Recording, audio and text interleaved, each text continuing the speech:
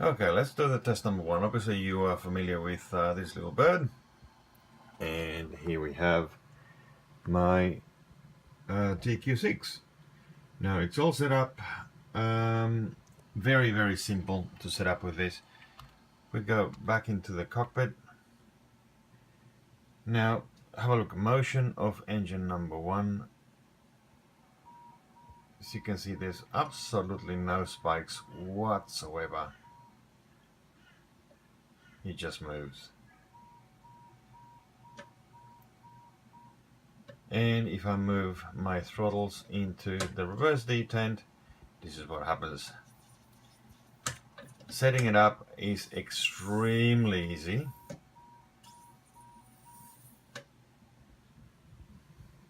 This is all I'm doing. Forward, idle, reverse, and the longer you keep it there, obviously, the longer, well, the sooner you'll actually reach max reverse. There we go. That's just partially in reverse. I'm actually moving it deeper and deeper and deeper into reverse. There we go. You can actually control the amount of reverse thrust you want. This is how. That's the detent there. All I'm doing is clicking it into reverse, and I'm controlling the amount of reverse thrust in that engine, and back out to idle. That's how easy it is. TQ6, this is for obviously designed for a turboprop, but you can use it quite easily with your favorite jet. And the best part, I've zoomed in right here. As you can see, there is absolutely no movement, no jittering on those throttle controls. The only jittering is mine holding the camera, but that's about it. Look at that. Stable, solid as a rock. Let me move it again. Here we go. There's no spikes. Smooth as glass. Okay, now we are looking at X-Plane. That's the IXEG Boeing 737 Classic. Probably my favorite aircraft in X-Plane. Cockpit, and here we go. Throttle quadrants. Now, it works just as simple as FSX. The only difference is the reverse detent doesn't work on this. But never fear, you've got 6 levers. So what I can do, and what I've done, is I've assigned 2 levers to reverse thrust. Look what happens. I need the aircraft actually turned on. Sorry about that. What actually happens is I've assigned 2 levers to reverse thrust, so that when I land and I move my levers to idle, the 2 reverse thrust levers will rise up and actually give me control power in reverse. But we're here to see how this works. Look at this. No problems whatsoever, no jittering, there is no spiking, no movements, nothing. I've assigned one of my levers to the speed brake as well. That's the prop pitch lever, prop RPM, and it works just as well.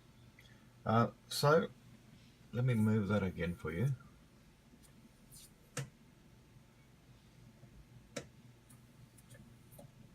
See the movement there?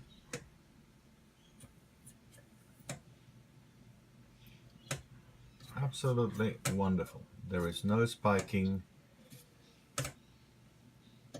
1, 2, look at that. Absolutely no problem whatsoever. So this is in X-Plane, gents and ladies.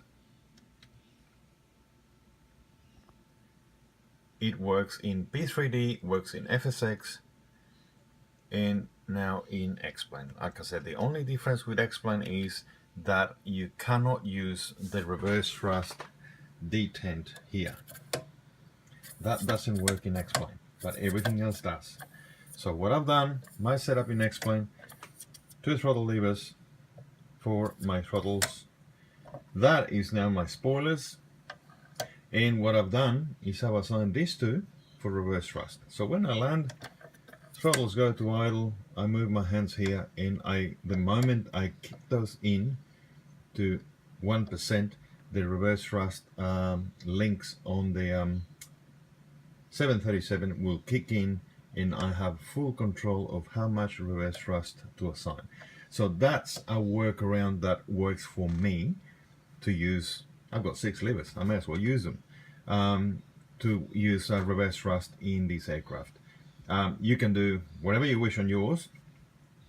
Just be confident that the movement and the smoothness of this, it is absolutely wonderful. So like I said before, here we go. That's a little bit too tight. There we go, that's better. Adjustable. Look at that, smooth as anything. So there you have it, folks. It works P3D, FSX, X-Plane. Only difference is X-Plane, you cannot use the reverse thrust gates. You can in FSX and P3D, but there is a workaround in X-Plane, and I'm sure someone far clever than me will work out even more ways to utilize the TQ6. But for the time being, this is what works for me. You work out what works for you. The product is there as it is.